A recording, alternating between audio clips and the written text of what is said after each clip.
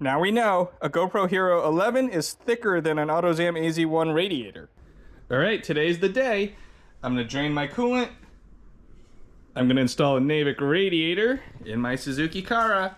I took the seat out and I opened up my little panel here and I'm looking at what it takes to remove the thermostat.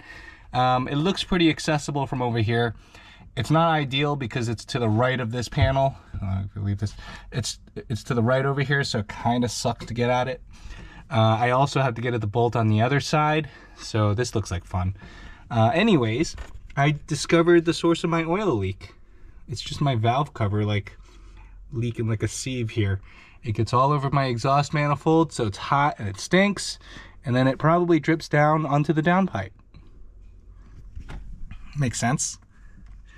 I can't do anything about this until my engine out happens, so it is what it is for now. All right, I've got the car up on the lift here. I'm gonna drain the radiator. I'm gonna disconnect it from here and kind of just let it come out of the lower radiator hose, I guess.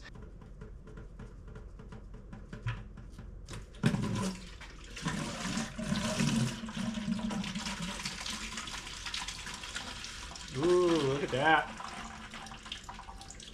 Well, we know the coolant's healthy. It's green, the way it's supposed to be. Oh, there's more again. Ooh. Ah. Ah. Looks like the entire expansion tank has drained itself out too. So I think I got probably a majority of all the coolant out of the system. I can now try to do the thermostat, and theoretically I'll only spill a little bit if there is anything left. I'll just let this drip for a while now. I was actually planning on taking the car outside to get it flushed with the hose and the filter thing that I got. I'll show you that later. I might as well actually remove the radiator now. That way I can have the radiator side by side with the Navic one, and then we can compare what it looks like. Plus I can also flush it out to see how much junk was actually in there. Didn't realize I wasn't recording, so I had to remove the front air dam. There were 2 bolts that go here, 10 millimeters, and 3 bolts that go into the bumper, that's 10 millimeters. Then there are 4 bolts that hold the radiator fan to the radiator. There's one here, one up here where my finger is, just out of view, and then there's one kind of tucked away because the steering rack is a little bit different here, and that completely covers that.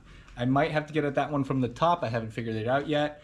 These are also 10 millimeter bolts. I did find this tiny little 10 millimeter wrench that I have. I can get it in there and I can get that corner one. It is rather unpleasant though. This upper one is the upper radiator hose. I'm gonna remove this one too.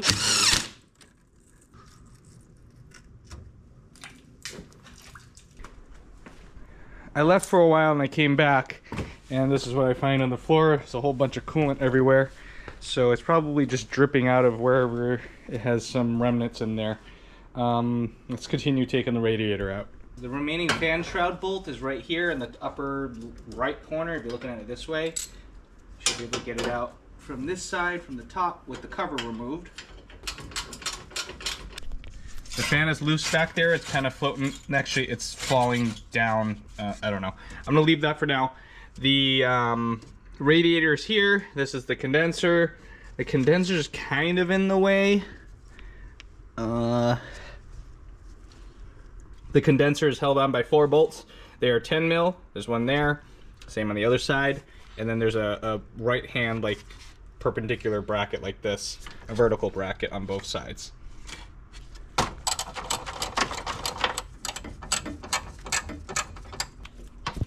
The radiator is also held in by bolts like that. They're just right next to the condenser bolts. There's a radiator one kind of hidden right there. It's in the dark. I can't really show you.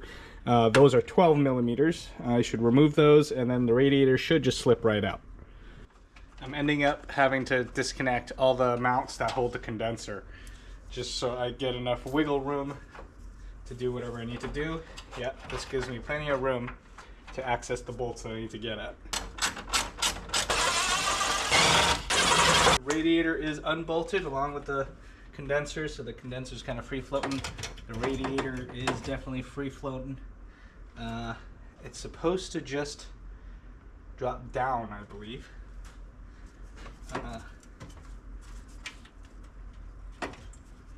Probably held by something, or not. What is that? Oh, that's the sway bar. Oh, what's going on?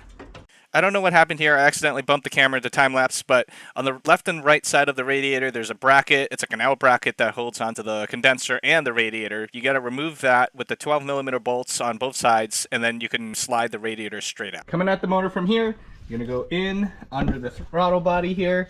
You're gonna see that I have this purple and gray wire. This goes to my temperature probe for my gauge. To the right of that is a green plug. Yours may be brown. I've seen some of these cars with a brown one. That's for the ECU to read the temperature. This is the distributor right here. Go directly under it, and then you're gonna see there's a bolt right there, right where the wrench is touching. I hope you can see it on the camera. That's a 12 mil. There's one on this side. You're gonna have to go into the cabin and go through the access panel to get the other side, but that is what holds the thermostat in place in this housing right there where all the probes are. Looking right at this, you can see that the whole housing can move around. Oh, it's really bad. The bracket. So there's two nuts, two bolts right above that hose. The older rubber hose there, right before the green stuff and the coupler there. I think I have to undo that. From this way around the fuel filter and the coil wire, and you can see that I'm getting into the bracket right there, and I'm turning the nuts. I think that'll get me free. Can you see that? It's right where this is. Yep, that's one of them, and the other one's right above it.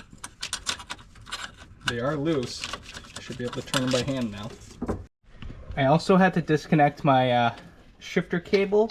I think that pushes it just out of the way enough for me to get the bracket out. The bracket, I'll take it out. This is the bracket. I'm gonna push on this whole thing, and the whole housing should just slip off of those studs and reveal the thermostat. Yeah, that looks like that's right. I might have to do it from the inside. Ah, my hand's stuck. All right, I was able to just push it out of the way. I kind of just pushed it that way. It reveals it opens the entire thermostat housing. I'm gonna take the thermostat out, make sure I keep it in like the same direction so I know how to put it back. Oh, it seems to be stuck.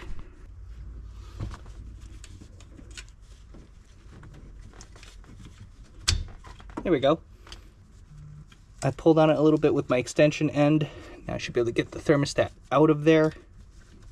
Let's take a look at it. And there it is. This was my thermostat. All right, so it's inserted with the air bleeding hole on top. Is this thing bent? This is my thermostat. Is that bent? Is it supposed to be like that? I don't think it's supposed to be like that. So maybe this caused me all that grief that I had. Huh. By the way, this is a Monster Sport one. It's a low temperature thermostat. This one says 68 Celsius on it. The stock one is 82 Celsius, so it's a 180 degree thermostat, and this one is like a 155, I think, something like that. Maybe that's too cold. I'm not sure yet. I do run this car only in the summertime or when it's warm anyways, and I run it hard so it gets hot. So theoretically it's okay. I'm gonna use my filtered water there and try to flush my pipes and theoretically hose all the crap out of the system if there is any. I mean, it didn't seem like it was that bad.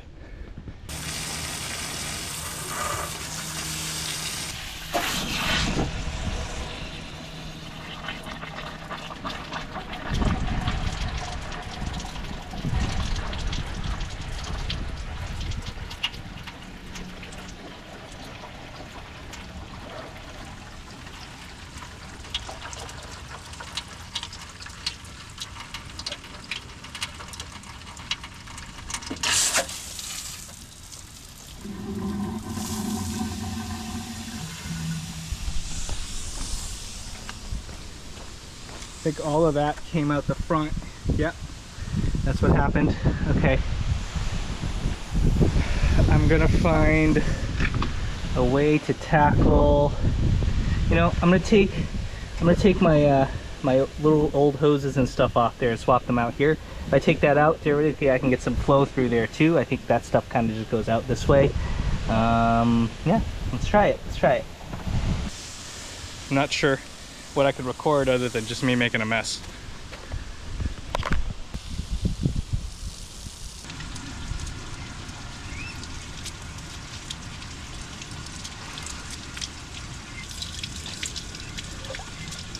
Okay, that's good, that's good. That's long enough.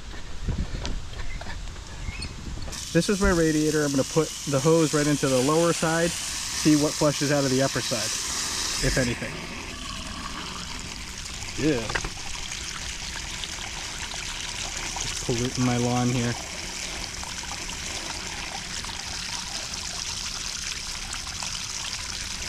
I mean, the flow is decent. I don't know.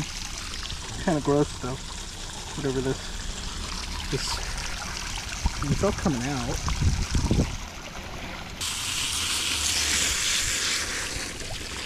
Try doing it the other way.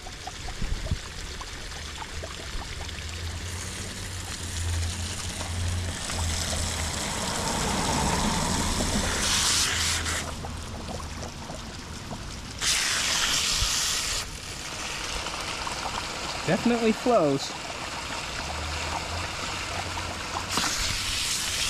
Probably not the scientific way of measuring this, the flow of a radiator though.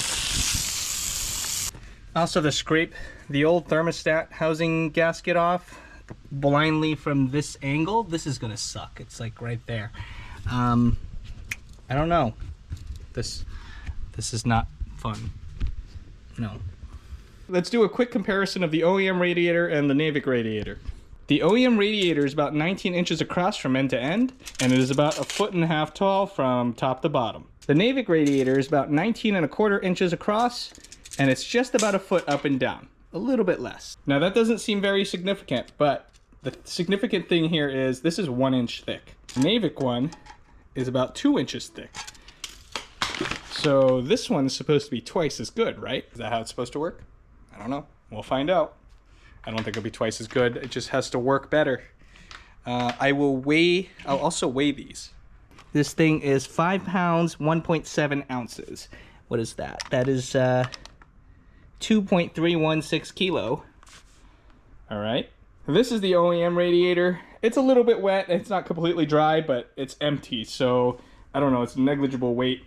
So this says it's 6 pounds and 12.6 ounces, and that is 3 kilos and 80 grams. That's a weird way to display it. They should just put the 0 here, so it's 3,080 grams. I'm just gonna toss this aside in like the parts pile. I have no use for it. I'm probably never gonna use this thing again. I have no interest in getting it cleaned or anything, so I could cut it open if you guys want me to cut it open. So leave a comment below if you want me to cut it open. I'll make a video on it and you can see what's inside. Putting this back in the car, there is no up and down. They are both the same on either direction, so you can do whatever you want. I'm gonna put it in so the Navic side is proper. Gotta figure out how to finagle this in here. You kind of have to, there we go.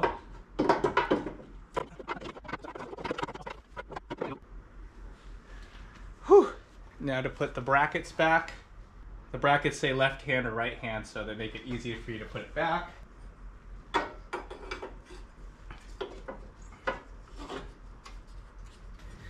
Put the other bracket back in. This is the right hand, and it's supposed to go like that. Oh, I can see that it's gonna get hard. Okay.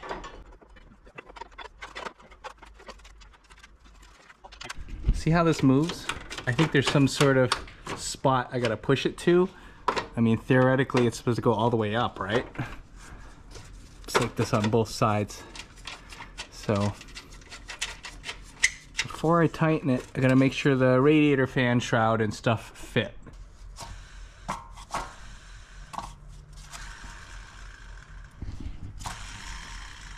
It makes a little noise.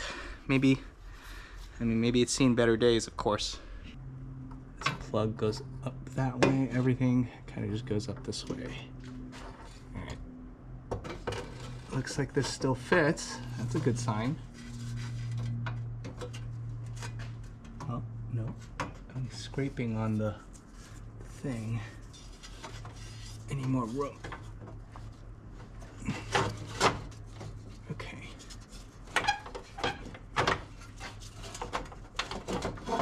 Alright, there we go. Uh-oh.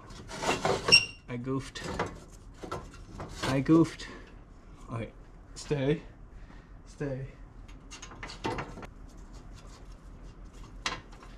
the last one I gotta do from the top. This is what it looks like with the radiator in now. I gotta bolt everything back into those brackets, then I'm gonna tighten the brackets down after I kind of shift it around as I need. Now hopefully I still remember how this stuff works. It's been like a day already. Luckily they actually labeled these. This one says right hand and this one says left hand. So left hand is the driver's side. I can see how this kind of goes back in. I should be able to figure this out. Just got to figure out what bolt goes where. I think it was this bolt. Was it like this? Found my bolts. They all look like this. They have a little washer on them, kind of built in. They're 12 mil, so just slowly putting them back. I already put the top ones in. These are a little bit tricky like before, so gonna just have to finagle them into there. It's definitely a lot easier if the condenser is removed, but I don't want to do that. So this is what I'm stuck with. It seems to fall back into place.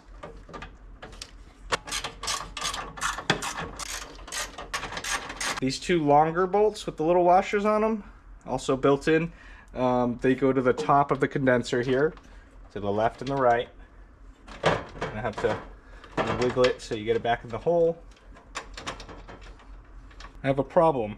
I have two extra bolts and I'm not sure where they go. Oh, I know where they go. Okay.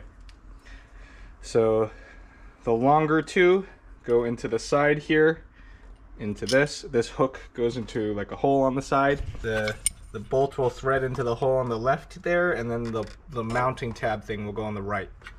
It goes in a very particular way. Then you kind of have to hand thread it, and then you have to get it with a wrench afterwards. I had to fit this over the bushing here so you could put the nut back on.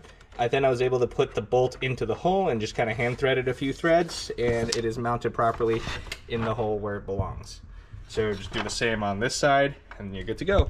It's definitely a pain once you get one side in. The other side makes it seem easy when you come back to this one. It's a struggle, but you could definitely get it in there. Just take some little like wiggling and finagling. See how I already got some threads in, and I can just kind of put a wrench on it and finish. Pick up these nuts. I got your mark. Put them on the bushings on the end here, right in the front, on both sides. You know, everything goes back on pretty easily by hand, I guess. Now I need a 10 mil. Of course, I'm missing my 10 mil.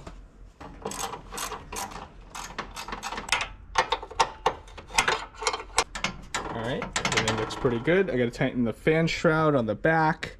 Then I gotta come back and tighten the bracket below. That seems to have secured itself because it's mounted to this other stuff. Alright. Make sure you reconnect your fan plug. Click. Reattach your hoses. This one goes here, like that. Just slips up here. Easy peasy. Don't clean this off properly, you may have a leak. Just using a little scraper that I have. Probably satisfactory. Put the upper hose back on.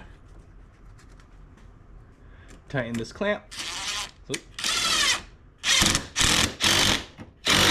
Put the lower hose back on. I believe it goes like this. So this part goes in the radiator, and this part goes on the tube. That looks good. Oh, I messed up. I forgot to tighten the bolts that hold the whole bracket in.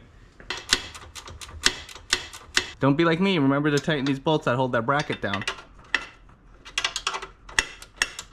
You really need this part. Put the air dam back on. Make sure you have all the bolts in before you tighten it, because once you tighten it, it kind of like fixes itself into place and makes it harder to adjust as you need. Position. The front grille behind the license plate, this goes directly into the condenser. Yes, air can go through the condenser and it goes through the radiator, but let's say you had AC on. My AC wasn't on, but if it was on, that condenser will be heat soaked, blowing hot air directly onto your radiator. So what happens with the air dam down here is air gets sucked in here and it gets directed straight up, and it goes into, it kind of just forces the air up into the radiator gap right here where my finger is, and it also forces it up to the condenser again, forcing more air and thus more cooling and more downforce. I don't know, it does something. So I'm thinking it's kind of weird that the air kind of comes in here and then it hits like another lip right here, but I don't know anything about aerodynamics, so that's probably legit. I have no idea. But this seems pretty integral to the cooling system. Same with the cover that's supposed to be on the top, that guy, because without that, all your airflow will just kind of breeze right by both the radiator and the condenser and then kind of hit the firewall right here. I guess it's called a firewall. And then it just kind of gets all messed up down here. It doesn't end up passing through there efficiently. That's why that cover is there, because the cover will get in the way and force the air through the radiator and condenser. I've said radiator and condenser too many times already. Anyways, the hoses are now connected. All the things are bolted in properly, so I am ready to go here. I can put that cover back, and I gotta go work on my thermostat. You guys can't really see in there, but make sure you get in there and scrape all the gasket material off of the thermostat housing. That way your new gasket can seal properly in there. This really sucks. I've been working at this maybe 20 minutes now. I'm still using the same scraper thing that I have. Whoever thought this was okay when they designed this to access it with that stupid goopy gasket stuff that kind of welds itself to the metal surface there. I wish ill things. No, I'm just kidding. But they do suck. So I'm just kind of feeling for it. I touch with my finger. If I feel like a little ridge, like some of that sticky gooping stuff, it kind of leaves a black mark on my hand. I just go back in there with the scraper and kind of hack away at it until it comes out and it's smooth like metal again. It's terrible. I'm probably about 80% done though, so just let me keep scraping away at it. There's no room. I can't see anything. It's terrible.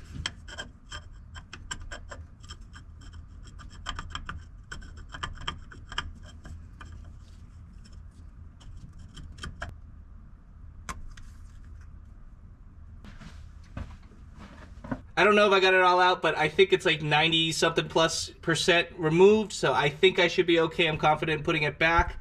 I ended up being able to use a razor blade and just carefully kind of making it flat with a thing and just scraping it until all of it came off. Make sure you get all that gasket gunk out of there. Finger it out of the hole. I don't think there's any left in here. I already did it once, but make sure you do that. The thermostat has like an air bleed valve thing that needs to be facing upwards in the housing. So put this back in this way. I ended up not needing that black rubber gasket that had the thing. I think that's just for like a larger size or something. The original one didn't have that, so I'm going back in as is. I can't really see once again. This makes everything really hard. I'm gonna use my cell phone to help guide me. All right. I use my phone camera, selfie cam. So this goes back into like its own ridge. Take the new gasket, put it back in. There we go.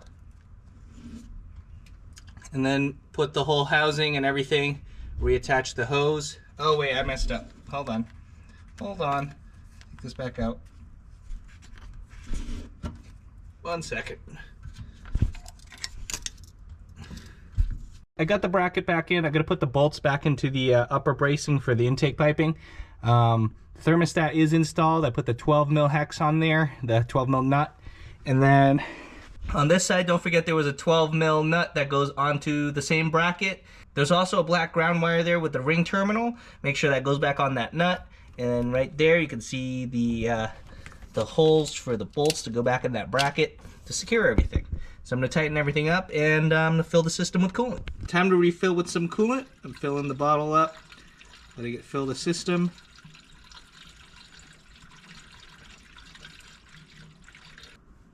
Oh no!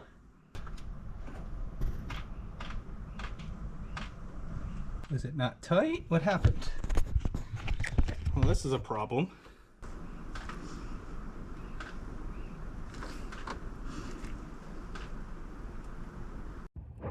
Is my housing cracked?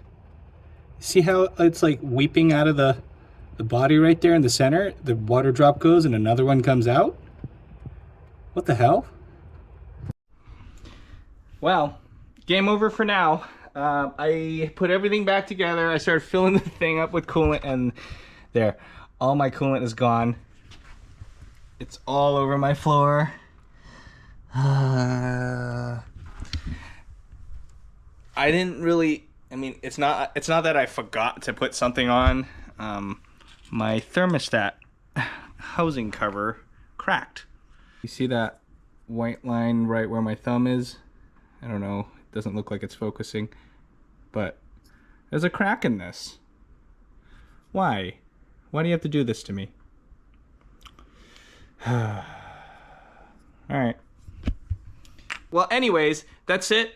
The Navic radiator is installed. I show you how to do it. The thermostat, I showed you how to get at that too. The only thing is I can't put it back, obviously, because it's cracked and it's leaking everywhere. Hopefully you don't crack yours, or maybe mine was already cracked, because I was losing coolant once in a while here and there, so it's probably slowly seeping out. I'm gonna look into getting this thing made locally. I don't see it anywhere. I believe it's discontinued. I'm gonna have it made out of billet, so theoretically it's better than this one. And please like, comment, and subscribe, and remember to follow along on this saga as I continue. Hopefully my car will work properly again. I mean, it kind of works. Well, now it doesn't have that. Ooh. Flex seal?